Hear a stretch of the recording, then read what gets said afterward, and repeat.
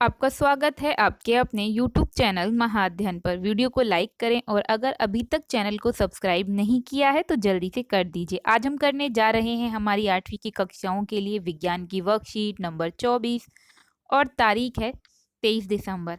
हम प्रकाश के बारे में काफ़ी सारी बातें अब तक कर चुके हैं और उसी संदर्भ में हम आज आगे बढ़ेंगे।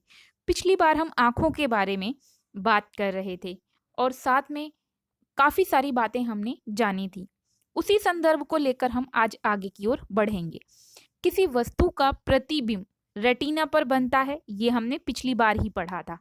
रेटिना पे बने प्रतिबिंब का प्रभाव वस्तु को हटा लेने पर तुरंत ही समाप्त नहीं होता। इसका मतलब ये कि हमारी आंखें जो देखती हैं वो रेटिना के ऊपर कुछ समय तक रुकता है, यानी हमारी आंखें उसे उस वस्तु की गैर मौजूदगी में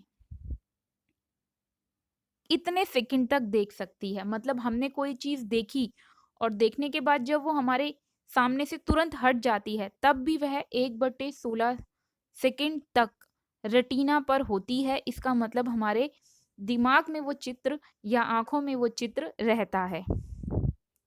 यदि नेत्र प्रति सेकंड 16 या इससे अधिक दर पर किसी गतिशील वस्तु के स्थिर प्रतिबिंब देखें तो हमारे नेत्र को ऐसा लगेगा जैसे वह चल रही है, जैसे चलचित्र यानी कि टीवी में हम देखते हैं चीज़ों को चलते हुए, उस तरीके से हमें ऐसा लगेगा। हम जैसे वीडियो हम देखते हैं हमें वैसा आभास होगा, जबकि वो चीज़ें चल नहीं रही होंगी, स्थिर होंगी, तब भी हमें ऐसा लगेगा। कब? जब 16 से ज़्यादा पिक्चर एक साथ हम देखें और गतिशील स्थिति में देखते हैं। तो चलिए अब इसी बात को प्रूफ करने के लिए एक क्रियाकलाप कर लेते हैं। हमें करना इतना है कि 6 से 8 सेंटीमीटर की भुजा वाला गत्ते का वर्गाकार टुकड़ा लेना है और ऐसे 2 टुकड़े लेकर हमें उनमें छेद करने हैं। जैसे मान के चलिए ये गत्ते का टुकड़ा है तो एक छेद इस तरफ करेंगे और एक छेद इस तरफ करेंगे और दोनों पर इसी तरह से हमें छेद करने हैं। और छेद को करने के बाद हमें करना ये है कि उनके बीच में हमें एक पर पक्षी का चित्र और एक पर हमें पिंजरे का चित्र चिपकाना है और धागों को हमें मोड़ कर मरोड़ कर ऐंठन डालनी है। आपने देखा है ना, हम कई बार एक खेल खेलते हैं जिसमें धागों को हम रोल करते हैं और उसके बाद हम धागों को हम खींचते हैं तो जो भी चीज़ हमने उसमें बीच में डाली होती है वो घूमती है। जैसे अक्सर बच्चे इस खेल को जो ढक्कन होते हैं उनके साथ खेलते हैं। बिल्कुल वैसे ही करना है आपको और जब आप धागे खींचेंगे तो गत्ते घूमेंगे और जब वो गत्ते घूमेंगे तब आपको ऐसा लगेगा कि घूमते समय पक्षी पिंजरे के अंदर है, आपको ऐसा प्रतीत होगा। तो आप इस एक्टिविटी को एक बार करके ज़रूर देखें, आसान भी है और घर में कर भी सकते हैं। अब बढ़ जाते हैं आगे की तरफ। क्या आप जानते हैं हम चलचित्र या मूवीज को क्यों देख पाते हैं या कैसे देख पाते हैं? दरअसल चलचित्र में 1 सेकंड में 24 से अधिक चित्रों को निश्चित क्रम में परिवर्तित होते हुए दिखाया जाता है और हमें ऐसा लगता है कि हम वीडियो देख रहे हैं। मतलब ये कि वास्तव में वो चीज़ चल नहीं रही, हमें सिर्फ भ्रम हो गया है कि वह चल रही है। और किस वजह से? इस वजह से क्योंकि 1 सेकंड में हमारी आंखें 1/16 हमने पढ़ा था, तो 16 चित्र से ज़्यादा चित्र अगर हम देखते हैं तो हमें वो गतिशील दिखाई देते हैं। अगर हम तेज गति से इन सब चीज़ों को देख रहे हैं तो 24 से अधिक चित्रों के साथ तो ऐसा होना स्वाभाविक है। अब बढ़ जाते हैं हम इस महत्वपूर्ण अंग यानी कि नेत्रों की देखभाल की तरफ। इसके बारे में हमने पहले भी कुछ बातें पढ़ी हैं, अब फिर कुछ और बातें भी पढ़ लेते हैं। आँखें हमारे लिए अमूल्य हैं, ये तो बहुत ही समझने वाली और बहुत ही आसान सी सुलझी हुई सी बात है।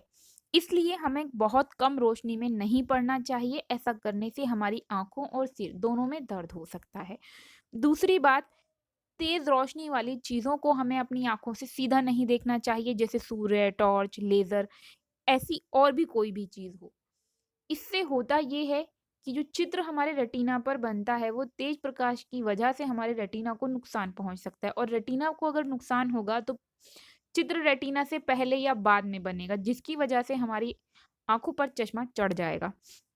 आँखों को रगड़ना नहीं चाहिए, ऐसा करने से भी हमारी आँखों के आंतरिक अंगों को नुकसान पहुँचता है, और रेटिना को भी अक्सर इससे नुकसान होने के चांस रहते हैं। आँखों में अगर धूल-मिट्टी कोई दूसरा कण अगर गिर जाता है तो हमें उसे साफ पानी से धोना चाहिए। आँखों की समय-समय पर जाँच करवानी चाहिए, और डॉक्टर अगर आपको चश्मा लगाने के लिए कहे तो ज़रूर लगाना चाहिए। ऐसा करने से हमारा नंबर रहता है, आँखों और सिर दोनों पर और अधिक बुरा प्रभाव पड़ने से बचता है।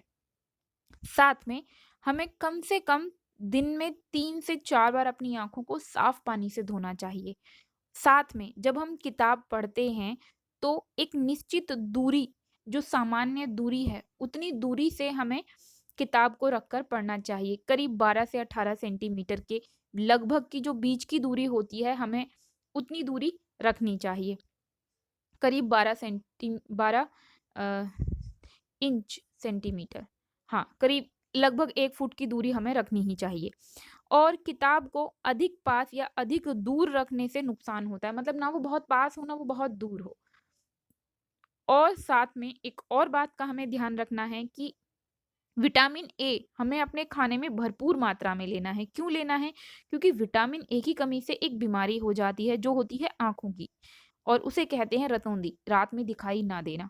और इसीलिए हमें कच्ची गाजर, गोभी, हरी सब्जियाँ अधिक मात्रा में प्रयोग करनी चाहिए, और इसके अलावा विटामिन ए हमें कुछ और चीज़ों से भी मिलता है, जिसमें कॉड लिवर ऑयल, दूध, दही, पनीर, मक्खन, आम, पपीता शामिल हैं। तो ये थी कुछ खास बातें हमारी आँखों के बारे में। अब देखते हैं प्रश्न उत्तरों पर एक निगाह लगाते हुए उत्तरों की ओर आगे बढ़ते हैं। तो सबसे पहला प्रश्न हमसे पूछा गया है कि रेटिना किस वस्तु का प्रतिबिंब किसी भी वस्तु का प्रतिबिंब आँख के किस भाग पर बनता है? तो वो बनता है रेटिना पर।